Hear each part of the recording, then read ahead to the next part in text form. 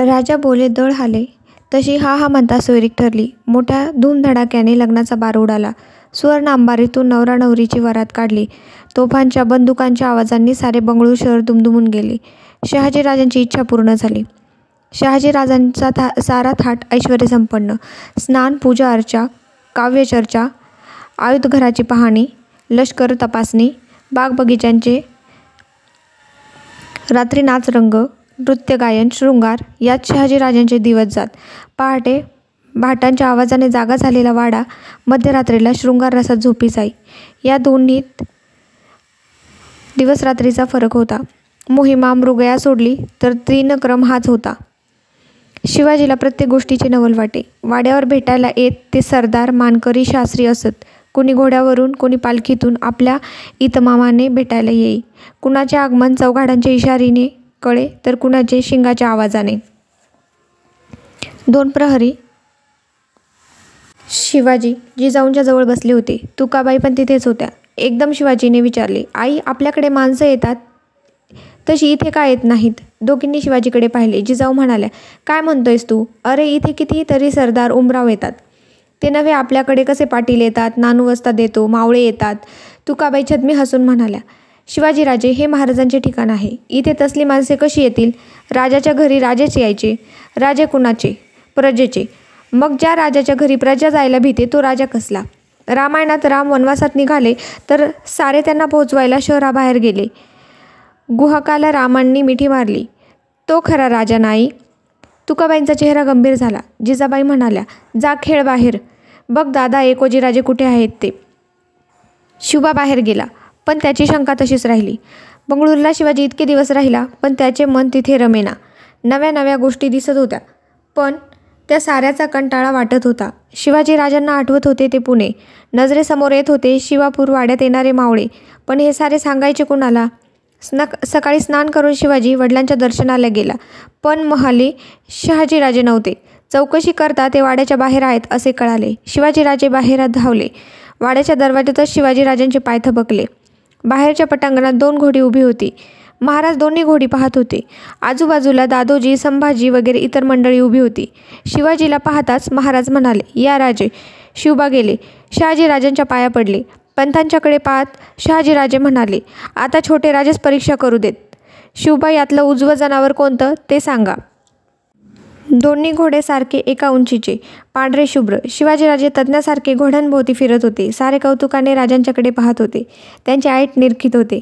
उजव्या घोड्याजवळ ते गेले. त्यांच्या ओठाळीला हात लावीत असता शहाजीराजे म्हणाले, राजा चावेल.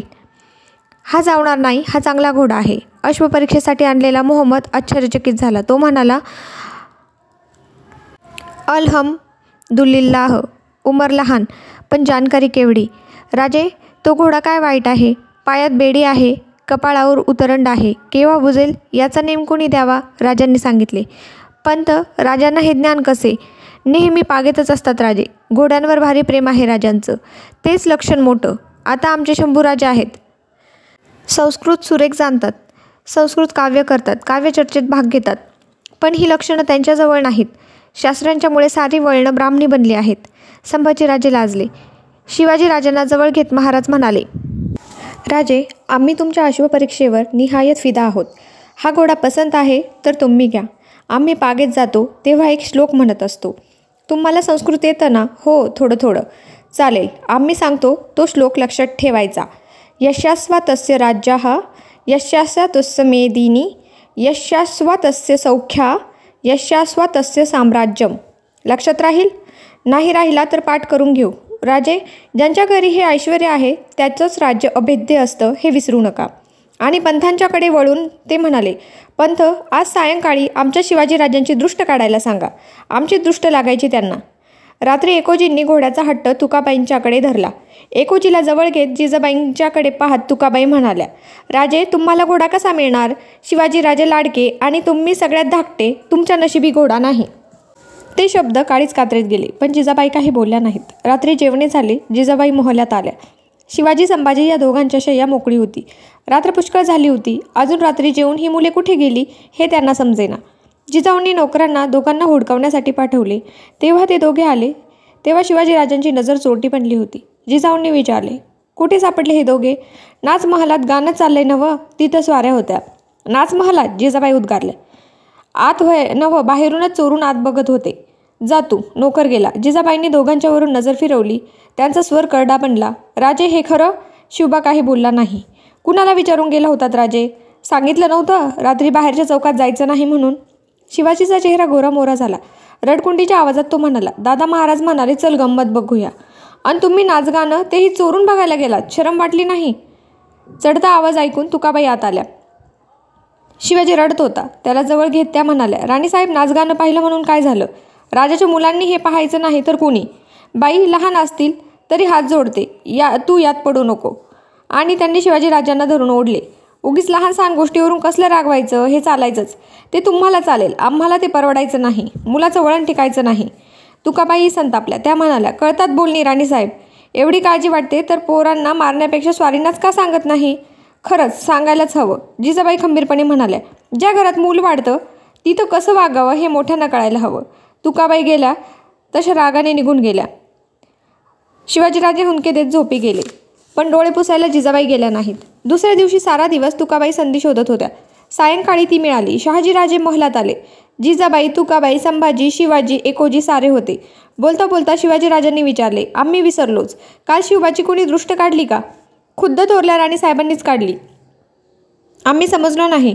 शहाजीराजे हसून म्हणाले, राणीसाहेबांना इथलं वळण आवडत नाही. शिवाजीराजे या वातावरणात बिघडतील असं त्यांना वाटतं. असं कोण म्हणतं? खुद्द राणीसाहेबच म्हणतात. शिवाजीराजे इथे राहायचे झाले तर इकडून असल्या सवयी बदलल्या गेल्या पाहिजेत असं म्हणतात. मतलब? गंभीर महाराज म्हणाले, काल नाचीच्या महालात शिवाजीराजे गाणे ऐकत होते. मग ते बंद झालं पाहिजे असा राणीसाहेबांचा आग्रह आहे. खरं? जिजाऊंच्यावर नजर रोखीत शहाजीराजांनी विचारले. जिजाबाई काही बोलल्या नाहीत. तुकाबाई विजयाने पाहत होत्या. शहाजीराजे एकदम आसनावरून उठले. बाहेर जात असता ते म्हणाले, आमच्या सवयी बदलणं कठीण. ते वयही आता राहिलं नाही. राणीसाहेबांना आमच्या सहवासात शिवाजीराजे बिघडतील असं वाटत असेल तर त्यांनी खुशाल त्यांना घेऊन जावं. महाराज निघून गेले. जिजाबाईंनी डोळ्यांना पदर लावला. तुकाबाई म्हणाल्या, बघा बाई, तुम्हीच म्हणालात सांगा म्हणून. जिजाबाईंनी पुष्कळ विचार केला. तुकाबाईंचा वाढता कडवटपणा दिसत होता.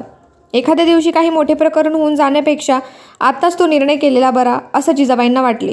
एके दिवशी मन घट्ट करून त्यांनी शहाजीराजांना निर्णय सांगून टाकला. शिवाजीराजे पुण्याला जाणार हे साऱ्या वाड्यात पसरले.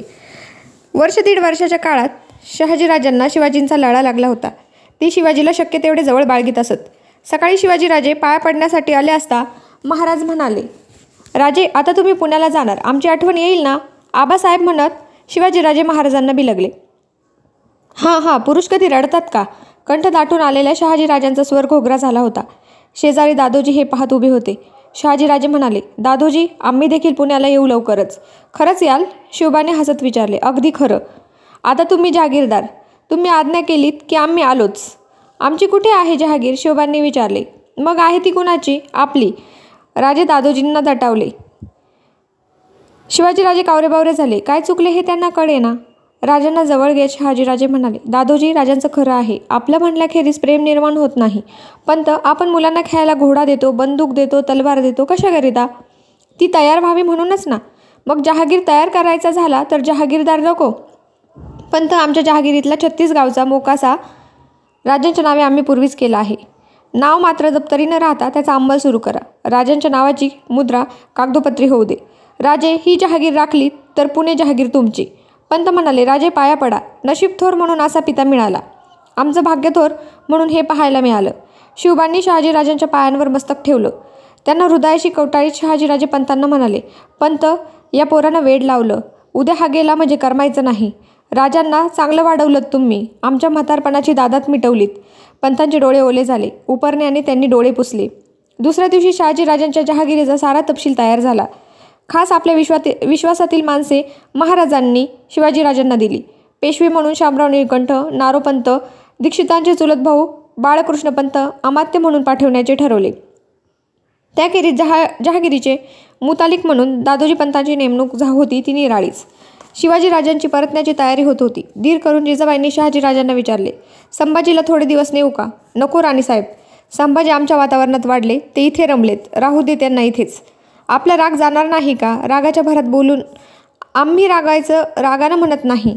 आम्हालाही तुमचा विचार पटला म्हणूनच आम्ही शिवाजीराजांना पाठवतोय. त्यांना पाहून आम्हाला आनंद झाला. आम्ही शंभूराजांना मोठे करतो, तुम्ही शिवाजीराजांना करा.